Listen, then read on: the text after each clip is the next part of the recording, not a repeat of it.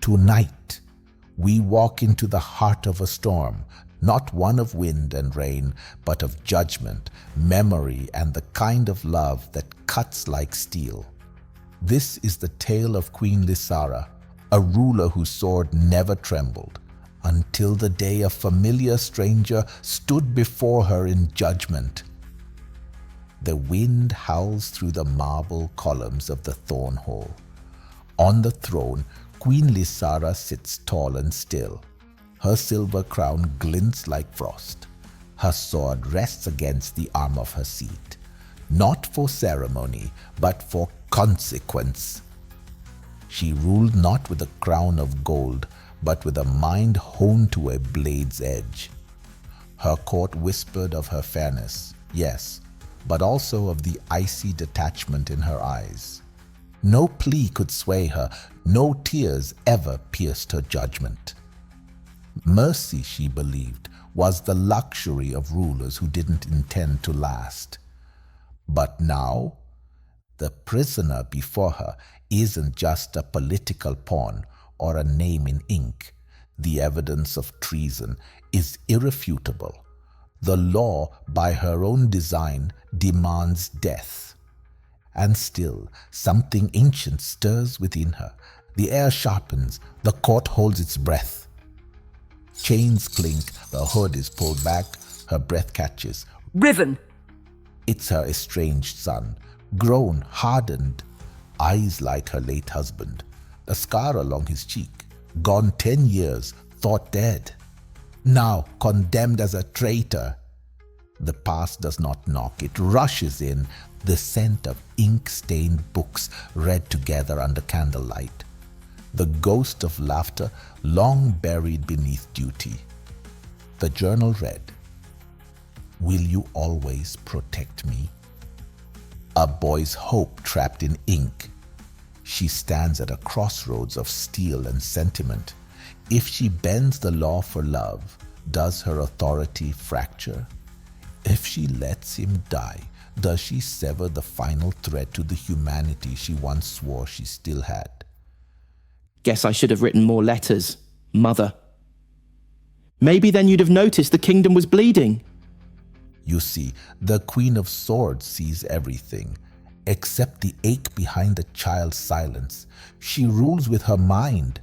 She trusts only logic, and she taught her son the same.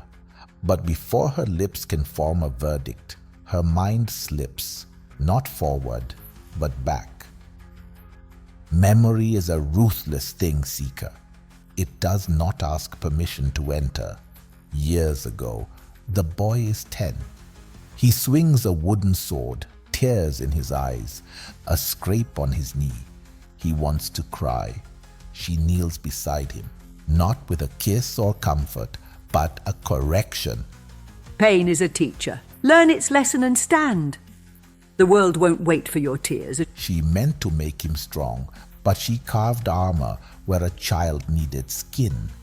The present reclaims her. The echo of the past fades, but not its weight. In her chamber, Lysara stares at a torn journal, the last gift from him before he vanished. Inside, tucked in the spine, a cipher, a message scrawled in the handwriting she hadn't seen since he was a boy. A sword can defend or destroy. You taught me how to swing it, but you never taught me when to stop. The journal trembles in her hand. It carries no blood, no decree, only truth and the unspoken cost of her silence. But memory has not yet finished with her. It offers one more wound, the moment everything broke. He was 17. She discovered he'd freed a group of arrested laborers, called her laws cruel, said she'd become what she once swore to destroy. They argued. Her words were sharp, final. If you walk out that gate, you are no longer my son. He did. She watched from the tower, face still, but her fingers dug crescent moons into her palms. She never told anyone, not even the scribe. She buried her grief in stone and steel. Ah, Seeker, Power can keep a kingdom safe, but it cannot warm a bed or forgive a silence. And so the past recedes. Judgment returns, but something inside her, long locked away, has shifted. Back in the hall of verdicts, the court holds its breath. Lysara stands. Her sword is drawn, not raised, but lowered. She speaks. Justice must protect the people. But today I see that justice without mercy is just another kind of war. The law must evolve. As must I. The crowd gasps. Riven looks up, truly looks, and for a flicker of a moment she sees the boy she raised in his eyes. He is exiled, not executed. Given a task to rebuild the villages he once tried to defend, to serve the realm with the truth he risked his life for. And her? She remains queen, but something has changed.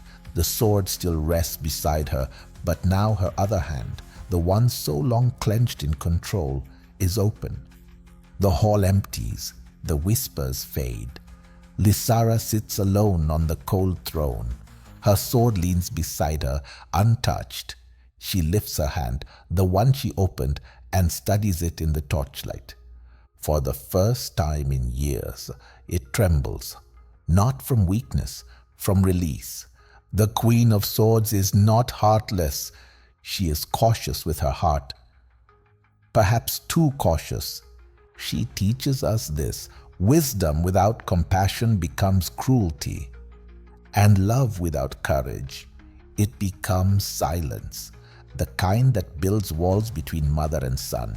The kind that leaves a child wondering if they were ever truly loved. So ask yourself, what truth have you buried in silence? And who still waits to hear it?